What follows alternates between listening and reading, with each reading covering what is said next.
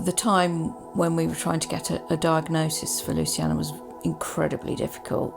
We were going from doctor to doctor and no one seemed to actually believe how ill she was.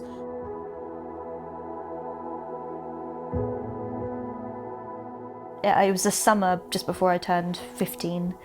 I started noticing a lot of increased breathlessness, body aches and chest pain, chest tightness, tachycardia.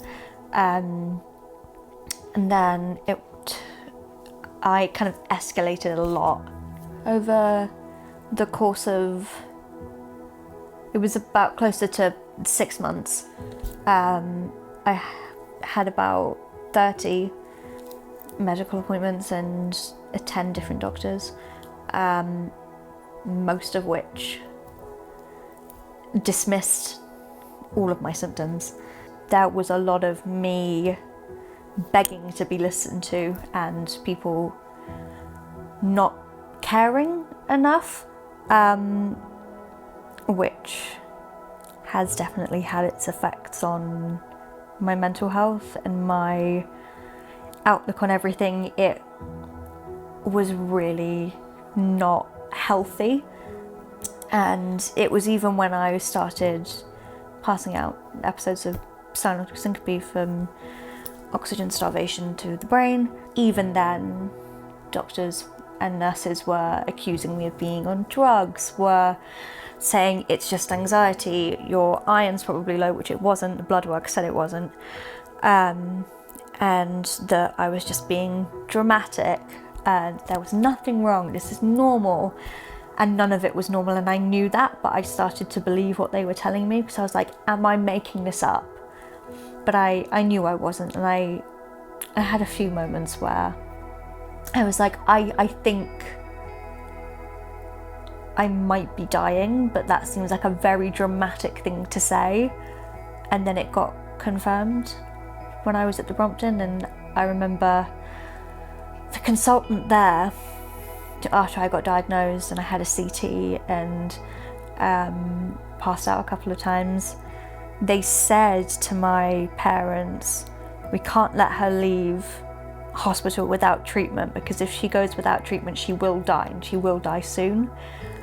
Which for me was a relief, which sounds twisted, but it was like, that was the first person who listened to me in a way that mattered. When we finally got an appointment in London and we went and she was given the official diagnosis of pulmonary hypertension, we found it very difficult to actually believe that she'd got this horrendous disease. So part of us was relieved because we knew that someone was listening to us and believing us, and there was a reason why she'd been so unwell.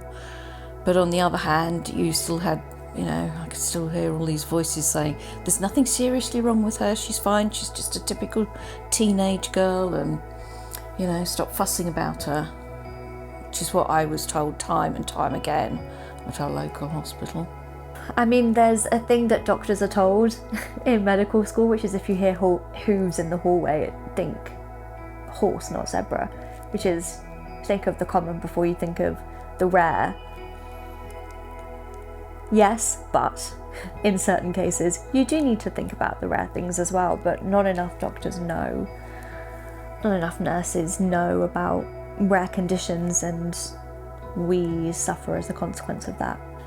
We should be learning from these dreadful experiences. So many people have a terrible time. It takes months and months, if not years, to get a diagnosis.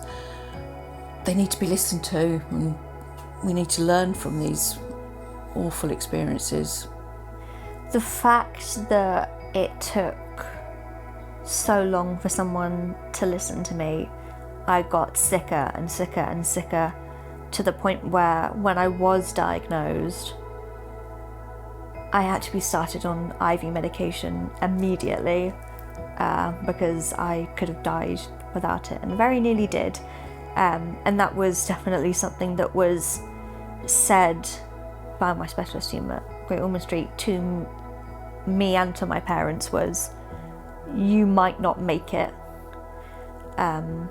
because of the damage to your body, because of how long I went without treatment. I absolutely feel if Luciana had been diagnosed earlier, the damage to her body would not have been as severe and the treatment would have been far more effective. She was put onto IV drugs immediately and triple treatment, but her lungs were so damaged by that point that it wasn't as effective as it could have been if it had been caught really early.